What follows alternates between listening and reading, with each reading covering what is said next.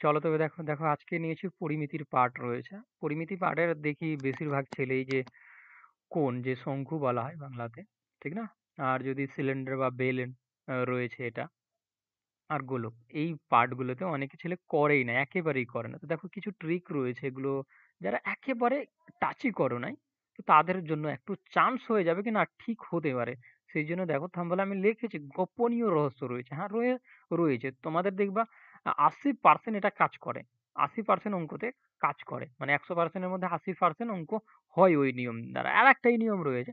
তো দেখো, যারা যদি জানো এই ফর্মুলাগুলো, জাস্ট ফর্মুলা ফর্মুলা বেস প্রশ্নতেই কিন্তু হয়। মাথায় রাখবে এটা কথা। দেখো এখানে বক্রতলের ক্ষেত্রফল দেওয়া রয়েছে, সমগ্রতলের ক্ষেত্রফল দেওয়া রয়েছে, আয়তন দেওয়া রয়েছে। এখানে যদি দেখবা তো বক্রতলের ক্ষেত্রফল দেওয়া রয়েছে সিলিন্ডারের, তারপরে সমগ্রতলের ক্ষেত্রফল দেওয়া রয়েছে, আয়তন দেওয়া রয়েছে এখানে। এগুলো ফর্মুলা বেস রয়েছে প্রত্যেকটা। আর এখন যে 2024 এসএসসি জিডি 2024-এর যদি প্রশ্নপত্র দেখো, সেখানে ফর্মুলা বেশিরভাগ প্রশ্ন জিজ্ঞেস করা হয়। তো কোন কোন ক্ষেত্রে সেই গোপনীয় রহস্যটা ইউজ করতে পারবা, প্রয়োগ করতে পারবা, তো 100% তোমার রেজাল্ট ঠিকঠাকই আসবে। আর কোন কোন ক্ষেত্রে ইউজ করলে রেজাল্ট ঠিকঠাক আসবে না, তা আমি ক্লিয়ার করছি তোমাদের। যারা একেবারে এই ফর্মুলাগুলো জানো না এবং একটুও বুঝো না, একটু বুঝোও না কি না এই ফর্মুলা আমি, দেখো কিছু কিছু ছেলে থাকে কি পরিমিতি থেকে এতটাই ভয় করে, এগুলোকে টাচও করতে চায় না। এগুলো খুব বড় বড় অঙ্ক, সবচেয়ে সহজ টাইপের অঙ্ক হলো এগুলো। কারণ জাস্ট ফর্মুলা পুট করবা, তোমার উত্তর আসবে। জাস্ট ফর্মুলা পুট করবা, তোমার উত্তর আসবে। এবার তোমরা কিছুই যদি না করে থাকা, যারা করেছো তাদের জন্য বলছি, জাস্ট দেখে নাও কিভাবে হয়ে থাকে এই গোপনীয় রহস্যটা, আর কিভাবে তাড়াতাড়ি করা যায়, ঠিক না? আর কেনই বা হচ্ছে, আর কোন কোন ক্ষেত্রে ইউজ করতে পারবো না সেটা জিনিস দেখে নাও। তো এদের ফর্মুলা বুঝে গেলা। দেখো গোলকের এখানে পুরো গোলকের দিয়েছে। যদি অর্ধগোলকের আমি কথা বলি তো কি হয়ে যাবে? লেটারাল সারফেস এরিয়া অর্ধগোলকের, আমি লিখে দিচ্ছি, এখানে নেই যেহেতু। তো এর অর্ধেক হয়ে যাবে, 2 পাই আর স্কোয়ার হয়ে যাবে। আর টোটাল সারফেস এরিয়া যদি অর্ধগোলকের ক্ষেত্রে বলি, সেক্ষেত্রে ১ যোগ হয়ে যাবে 3 পাই আর স্কোয়ার। মানে পাই আর একটা যোগ হয়ে যায়, তখন এটা হয়। এটা অর্ধগোলকের আমি কথা বলছি, এখানে দেওয়া ছিল না। আর যদি আয়তনের কথা বলি অর্ধগোলকের, তো সেটা করে দিবা তোমরা ২ এর জায়গায় ৪ এর জায়গায় ২ হয়ে যাবে, আর পাই আর কিউ হয়ে যাবে এটা। এটা অর্ধগোলকের। তো এই যে ফর্মুলা গুলো রয়েছে, তোমার যদি জানা থাকে তো অঙ্ক ডাইরেক্টলি করে নেওয়া। কারণ এসএসসি জিডি ২০২৪ এ ফর্মুলা বেস বেশিরভাগ প্রশ্ন জিজ্ঞেস করা হয়েছে। এবার আসি মেন মুদ্রা জিনিসটাতে, যেটা বলার জন্য আমি এই ভিডিওটা মেইনলি তৈরি করছি। এবার দেখো যেকোনো প্রশ্ন যদি ফর্মুলা বেস থাকে, কোনো বলছে আয়তন জিজ্ঞেস করেছে, সমগ্রতলের ক্ষেত্রফল জিজ্ঞেস করেছে, যেরকম আমি যদি দেখাই এখানে, দেখো এটা গোলকের আমি করিয়েছিলাম। দেখো এখানে কি চাইছে? সমগ্রতলের ক্ষেত্রফল চেয়ে নিয়েছে, ডাইরেক্টলি চেয়ে নিয়েছে সমগ্রতল। তো আমি টোটাল সারফেস এরিয়ার ফর্মুলা এখানে পুট করলাম। এখানে দেখো আমি, আচ্ছা 1 সেকেন্ড, 1 সেকেন্ড। দেখো এখানে আমি ফর্মুলা কি করেছি? পুট করেছি।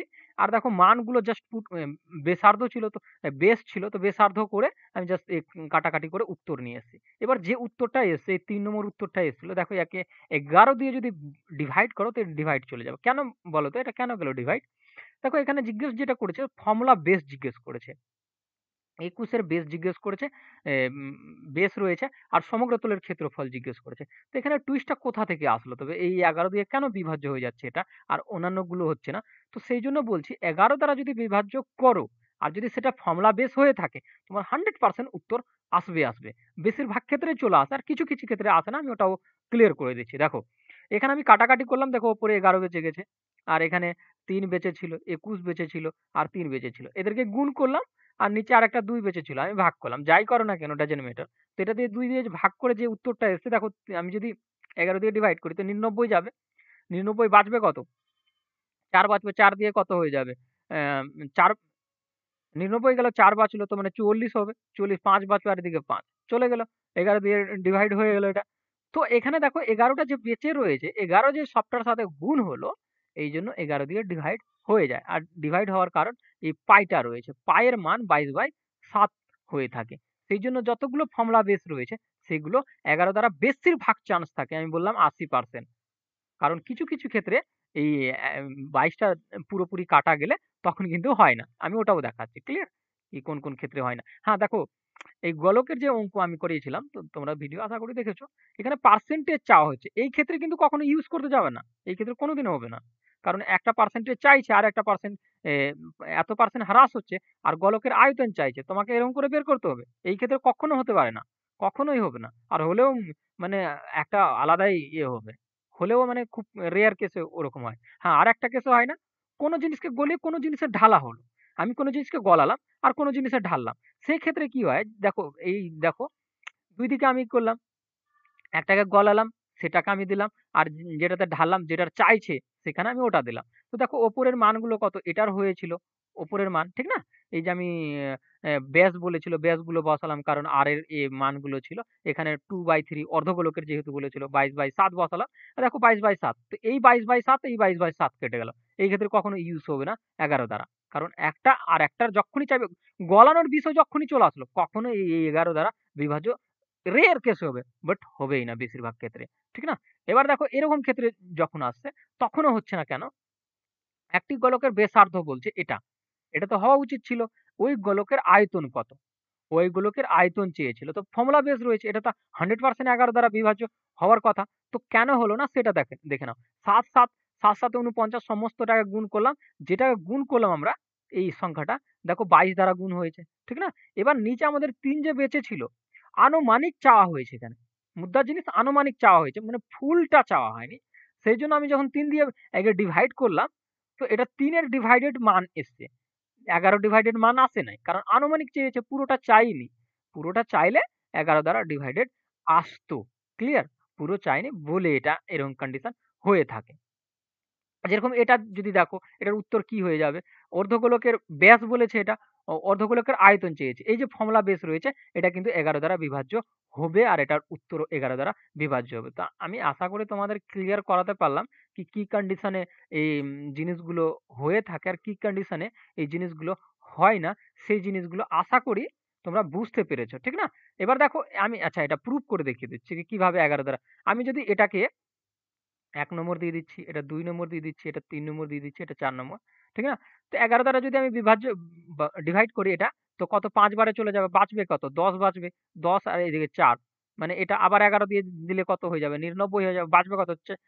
বাঁচবে কত? ৫ বাঁচবে এবার। তো এদিকে কত রয়েছিল? ৮ রয়েছে। ৮ নিয়ে নাও। এবার কত ৫ বারে চলে যাবে। ঠিক না? বাঁচবে কত? ৩। আর এদিকে কত ৮ রয়েছে। আবার কত ৩ বারে চলে যাবে। বাঁচবে কত? ৫। আর দেখো লাস্টে ৫ রয়েছে। ঠিক? তো আবার এটা দিয়ে ১১ দিয়ে চলে যাবে। ঠিক না? ১১ দিয়ে ৫ বারে চলে যাবে। তো এটা ডিভাইডেড হচ্ছে মানে এটাই রাইট অ্যান্সার হবে। ঠিক না? তো দেখো এবার তোমরা বলতে পারো ২ টো ডিভাইড হতে পারে। দেখো ওটা তোমার উপর ডিপেন্ডেন্ট করবে। তুমি যদি ২ টো ডিভাইড করে তো ওটার তো আর কিছু করার নেই। আমার কিছু করার নেই। বেশিরভাগ যারা একেবারেই জানো না তারা কিন্তু এই নিয়মটা ইউজ করতে পারো। হতে পারে তোমার একটা প্রশ্ন ঠিক হয়ে যাচ্ছে।